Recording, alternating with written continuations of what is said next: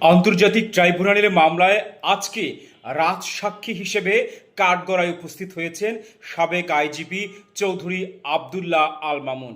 তিনি সাবেক প্রধানমন্ত্রী শেখ হাসিনার বিরুদ্ধে আজ প্রথম সাক্ষ্য দেবেন।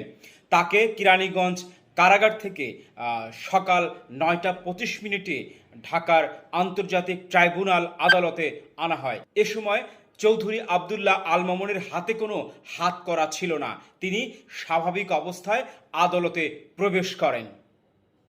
আন্তর্জাতিক ট্রাইব্যুনালের মামলায় আজকে রাজসাক্ষী হিসেবে কাঠগড়ায় উপস্থিত হয়েছেন সাবেক আইজিপি চৌধুরী আবদুল্লাহ আল মামুন। তিনি সাবেক প্রধানমন্ত্রী শেখ হাসিনার বিরুদ্ধে আজ প্রথম সাক্ষ্য দেবেন। তাকে কেরানীগঞ্জ কারাগার থেকে সকাল 9টা 25 মিনিটে ঢাকার আন্তর্জাতিক ট্রাইব্যুনাল আদালতে আনা হয়। এ সময় চৌধুরী আবদুল্লাহ আল মামুনের হাতে কোনো হাত করা ছিল না। তিনি স্বাভাবিক অবস্থায় আদালতে প্রবেশ করেন।